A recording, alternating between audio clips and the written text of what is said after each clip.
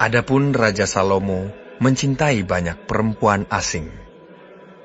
Di samping anak Firaun, ia mencintai perempuan-perempuan Moab, Amon, Edom, Sidon, dan Het.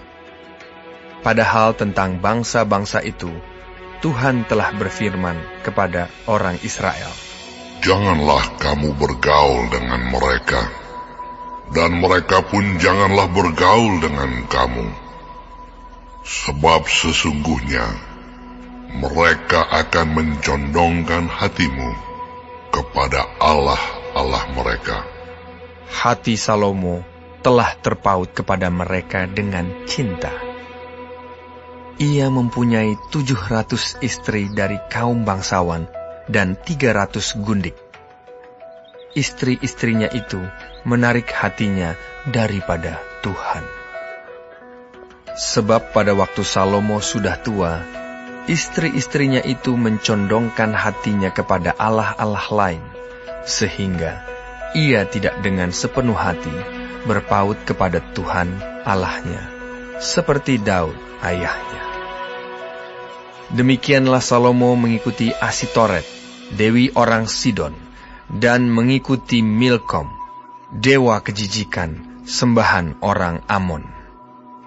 Dan Salomo melakukan apa yang jahat di mata Tuhan, dan ia tidak dengan sepenuh hati mengikuti Tuhan seperti Daud ayahnya. Pada waktu itu, Salomo mendirikan bukit pengorbanan bagi Kamos, dewa kejijikan sembahan orang Moab, di gunung di sebelah timur Yerusalem, dan bagi Moloch, dewa kejijikan sembahan Bani Amon. Demikian juga dilakukannya bagi semua istrinya, orang-orang asing itu, yang mempersembahkan korban ukupan dan korban sembelihan kepada allah-allah mereka. Sebab itu Tuhan menunjukkan murkanya kepada Salomo, sebab hatinya telah menyimpang daripada Tuhan, Allah Israel, yang telah 2 kali menampakkan diri kepadanya, dan yang telah memerintahkan kepadanya dalam hal ini, supaya jangan mengikuti allah-allah lain. Akan tetapi, ia tidak berpegang pada apa yang diperintahkan Tuhan. Lalu berfirmanlah Tuhan kepada Salomo, "Oleh karena begitu kelakuanmu, yakni engkau tidak berpegang pada perjanjian dan segala ketetapanku yang telah kuperintahkan kepadamu, maka sesungguhnya aku akan mengoyakkan kerajaan itu daripadamu dan akan memberikannya kepada hambamu. Hanya pada waktu hidupmu ini, aku belum mau melakukannya, oleh karena Daud ayahmu. Dari tangan anakmu lah aku akan mengoyakkannya. Namun demikian, kerajaan itu tidak seluruhnya akan kukoyakkan daripadanya. 1 suku akan kuberikan kepada anakmu oleh karena hambaku Daud, dan oleh karena Yerusalem yang telah kupilih." Kemudian Tuhan membangkitkan seorang lawan Salomo, yakni Hadad, orang Edom. Ia dari keturunan Raja Edom. Sesudah Daud memukul kalah orang Edom, maka Panglima Yoab pergi menguburkan orang-orang yang mati terbunuh, lalu menewaskan semua laki-laki di Edom. 6 bulan lamanya Yoab diam di sana dengan seluruh Israel, sampai dilenyapkannya semua laki-laki di Edom. Tetapi Hadad melarikan diri bersama-sama dengan beberapa orang Edom dari pegawai-pegawai ayahnya, dan mengungsi ke Mesir. Adapun Hadad itu masih sangat muda. Mereka berangkat dari Midian, lalu ke Paran. Mereka membawa beberapa orang dari Paran. Lalu mereka sampai ke Mesir, kepada Firaun, Raja Mesir. Ia ini memberikan rumah kepada Hadad, menentukan belanjanya, dan menyerahkan sebidang tanah kepadanya. Hadad demikian disayangi Firaun, sehingga diberikannya kepadanya seorang istri, yakni adik istrinya sendiri, adik permaisuri Tahpenes. Lalu adik Tahpenes itu melahirkan baginya seorang anak laki-laki, Genubat namanya. Dan Tahpenes menyapih dia di istana Firaun, sehingga Genubat ada di istana Firaun, di tengah-tengah anak-anak Firaun sendiri. Ketika didengar Hadad di Mesir bahwa Daud telah mendapat perhentian bersama-sama dengan nenek moyangnya, dan bahwa Panglima Yoab sudah mati juga, maka berkatalah Hadad kepada Firaun, "Biarkanlah aku pergi ke negeriku." Lalu bertanyalah Firaun kepadanya, "Tetapi kekurangan apakah engkau padaku ini, maka engkau tiba-tiba berniat pergi ke negerimu?" Jawabnya, "Aku tidak kekurangan apapun. Namun demikian, biarkanlah juga aku pergi." Allah membangkitkan pula seorang lawan Salomo, yakni Rezon bin Eliada, yang telah melarikan diri dari tuannya, yakni Hadadezer, Raja Zoba. Ia mengumpulkan orang-orang, lalu menjadi kepala gerombolan. Ketika Daud hendak membunuh mereka, maka pergilah mereka ke Damsyik. Mereka diam di sana, dan disitulah mereka mengangkat Rezon menjadi raja. Dialah yang menjadi lawan Israel sepanjang umur Salomo. Ia mendatangkan malapetaka sama seperti Hadad. Ia muak akan orang Israel dan menjadi raja atas Aram.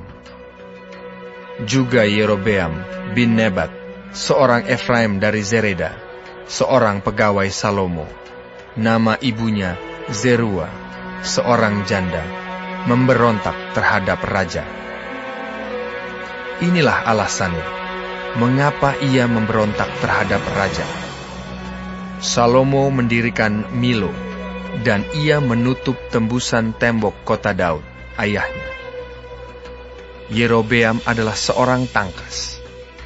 Ketika Salomo melihat bahwa orang muda itu seorang yang rajin bekerja, maka ditempatkannya lah dia mengawasi semua pekerja wajib dari keturunan Yusuf. Pada waktu itu, ketika Yerobeam keluar dari Yerusalem, Nabi Ahia, orang Silo itu, mendatangi dia di jalan dengan berselubungkan kain baru. Dan hanya mereka berdua ada di padang. Ahia memegang kain baru yang di badannya, lalu dikoyakannya menjadi 12 koyakan. Dan ia berkata kepada Yerobeam, "Ambillah bagimu 10 koyakan, sebab beginilah firman Tuhan, Allah Israel. Sesungguhnya aku akan mengoyakkan kerajaan itu dari tangan Salomo, dan akan memberikan kepadamu 10 suku. Tetapi 1 suku akan tetap padanya, oleh karena hambaku Daud, dan oleh karena Yerusalem, kota yang kupilih itu dari segala suku Israel. Sebabnya ialah karena ia telah meninggalkan aku dan sujud menyembah kepada Asitoret, dewi orang Sidon, kepada Kamos, Allah orang Moab, dan kepada Milkom, Allah Bani Ammon. Dan ia tidak hidup menurut jalan yang kutunjukkan, dengan melakukan apa yang benar di mataku, dan dengan tetap mengikuti segala ketetapan dan peraturanku, seperti Daud ayahnya. Bukan dari tangannya akan kuambil seluruh kerajaan itu. Aku akan membiarkan dia tetap menjadi raja seumur hidupnya, oleh karena hambaku Daud yang telah kupilih, dan yang tetap mengikuti segala perintah dan ketetapanku. Tetapi dari tangan anaknya lah aku akan mengambil kerajaan itu, dan akan memberikannya kepadamu, yakni 10 suku. Dan kepada anaknya akan kuberikan 1 suku, supaya hambaku Daud selalu mempunyai keturunan di hadapanku di Yerusalem, kota yang kupilih. pilih bagiku, supaya namaku tinggal di sana.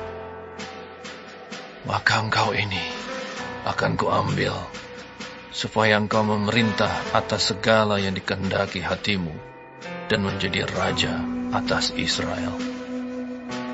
Dan jika engkau mendengarkan segala yang kuperintahkan kepadamu, dan hidup menurut jalan yang kutunjukkan, dan melakukan apa yang benar di mataku, dengan tetap mengikuti segala ketetapan dan perintahku, seperti yang telah dilakukan oleh hamba-Ku Daud, maka aku akan menyertai engkau, dan akan membangunkan bagimu suatu keluarga yang teguh, seperti yang kubangunkan bagi Daud, dan aku akan memberikan orang Israel kepadamu. Dan untuk itu, aku akan merendahkan keturunan Daud, tetapi bukan untuk selamanya. Lalu Salomo berikhtiar membunuh Yerobeam, tetapi Yerobeam bangkit dan melarikan diri ke Mesir, kepada Sisak, raja Mesir, dan di Mesirlah ia tinggal sampai Salomo mati. Selebihnya dari riwayat Salomo, dan segala yang dilakukannya, dan hikmatnya, bukankah semuanya itu tertulis dalam kitab riwayat Salomo? Lamanya Salomo memerintah di Yerusalem atas seluruh Israel ialah 40 tahun. Kemudian Salomo mendapat perhentian bersama-sama dengan nenek moyang, dan ia dikuburkan di kota Daud, ayahnya. Maka Rehabeam, anaknya, menjadi raja, menggantikan dia.